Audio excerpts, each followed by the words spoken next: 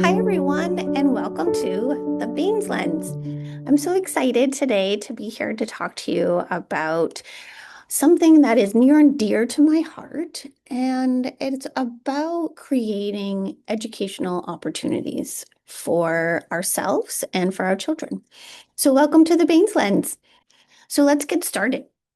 So, this morning, I'm going to share a little story with you about creating educational opportunities. So, we live in this society where we think education has to be in a school setting, many times in our public school settings or in a private school. And there's been a lot of different feelings whether homeschooling is the right path or not. But in any setting that you send your child to for school, what we look for is where the best learning opportunities happen. So when I see kids, a lot of times I say, "Oh, how's school going?" And they're always like, it's boring. I don't enjoy it." And I say, "What's your favorite part of the day? Recess or lunch?" Right? Like those are the ones that I usually get. And how sad, right? Because learning is a life process. It's a life journey. So my favorite part of my job is when I get to see families and kids and I sit back and I'm like, "Oh, so you're really good at math. Oh, okay." Or art, right? And um there's so many ways to integrate your child's interests in their learning. So here's a story for you. My middle daughter, who I'll talk about a lot on this podcast, and hopefully we'll get to have her as a guest. She's the reason I started the Wild School. So my daughter has autism, and she was very, very bright, but in public school, she couldn't go into gifted and talented because she didn't meet the 3% because of her executive functioning. So, executive functioning for children with autism or any other NDD diagnosis is very common because they are incredibly gifted in many ways, but executive functioning tends to be their Achilles heel, shall we say. Organization, planning and prioritizing, time management. And a lot of times, my daughter at that age looked like she was disheveled, coming off the bus with papers falling out of her backpack and saying, "Hey, Kels, where's your homework?" "I don't know, somewhere in this bag." And she'd pull it out and it'd be totally crumpled, or she'd forget to hand it in. I'm sure this story sounds very normal to some of you that are listening. So it wasn't working for her, and she wasn't enjoying school. And my daughter loved to learn. She was my encyclopedia, still is my encyclopedia. "Mom, do you know this random fact?" And I'd sit there and I'd be like, "You're in fourth grade. How do you know some of this information?" Right? Kelsey started reading at the age of 2. She was reading chapter books by the age of 4. Right? She was advanced and she was dreadfully bored in school. So, for many reasons, and today is not the day to tell you why, all of the reasons I started a school, but I started a school mostly because I wanted kids, but also my daughter to learn, enjoy learning. There's so many things to learn in this world that doesn't come from a textbook.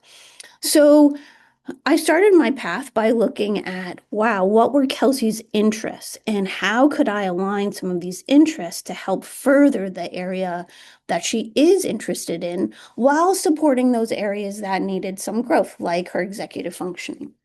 So, needless to say, we built a school and I look at what are kids' interests and what are their aspirations. And I tell you this story because so many kids that I see today, they don't know what their goals are. They don't know what they're interested in. And they're tired and bored of the curriculum that they're learning. So when we look at a child's interests and aspirations, it's very fun to be able to be like, "Oh, okay, so you like Greek mythology, right?" The Percy Jackson series books was one of Kelsey's favorite, and she could talk to me endless hours about Greek gods. Fantastic. Let's take that into a history area, right? Let's look at Rome or the history of gods and the foundations of civilizations. You can take a child's interests and align them in so many different ways. My favorite part of my job is building curriculum with my students. So, okay, here are the benchmarks. Here are the things that you do need to learn. So, in case you go back into a standardized setting, we need to make sure that you can be at par with your peers. But we can do it in all of these different ways.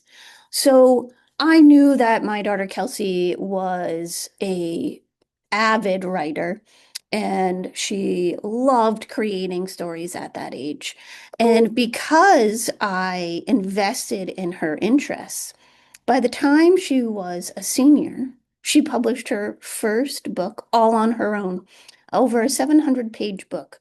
She learned the writing process, she learned the publication process, the editing process, all because I invested in her interests. And now, yes, I'm going to pat myself on the shoulder here. She is headed off to a college in Boston, supporting her interest to be a writer. But if I didn't focus in on her strengths and her areas and invested in the places that would further her growth, she would not be maybe where she is today. She had a lot of social pieces at school, hiding because she didn't fit in, walking around aimlessly on a playground with a book. I remember Kelsey always telling me, "Don't worry about me, Mom. I have my best friend with me all the time. It's a book."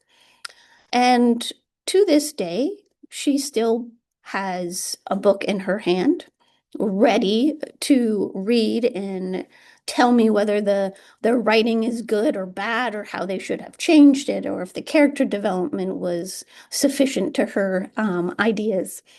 And so now I take what Kels has done, and because we spent time in the areas of interest for her and supported her in those, she's able to find excitement and feeling proud of herself as a student.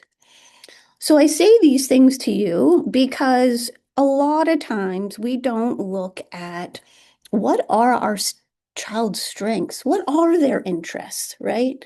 And they could very well be in sports, they could be in being a drone pilot. They could be in being a commercial pilot. It could be being an artist or so many other different things. So having three daughters, I have one that went to public school up until COVID. So she came to the school Wild. That stands for Whole Child Education when she was in eighth grade and is now going off and pursuing entrepreneurship and oceanography. My Kelsey, who will be going off to Boston, is looking at becoming a publisher and editor and maybe film production. And my youngest is 13 and she's still exploring what interests she enjoys. But I think the best part of being a parent and allowing this learning process to happen is that my kids enjoy learning. They enjoy continuing to learn. And as adults, you can't stop learning. You have to engage in your interests because if you can find something that you love doing every day that can maybe bring you in some financial means, that's just harmony, right? That's nirvana. That's being able to do something that you love every day and get paid for it. Every day I get to come to work and work with the families and students, and I love every minute of it. I would do this job for free, and sometimes I do because I was able to look at my skills and what I'm good at and invest in my interests. I'm an entrepreneur, I'm an educator. I also support many different community events and enjoy connecting in my community, whether that's in looking at climate, farming, looking at yoga or how to support our nervous systems. So the Baines lens will talk about lots of different things, but what I really want you to take away from today is education isn't a cookie cutter. It's not saying take this curriculum, learn it, regurgitate it, and then now we're going to move on to something else. Where's that comprehension? Where's that critical thinking skill? We're not teaching our kids to think critically if we are just providing them with cookie cutter materials. And you're also going to miss a ton of learning opportunities. When we look at what our children want to learn about and where their goals are at, that's your buy-in. They're going to be engaged. They're going to be loving what they're doing. And even if they don't totally love it, you're still going to have that engagement, which if you don't have their buy-in, it's pretty hard to keep kids engaged if they're not interested.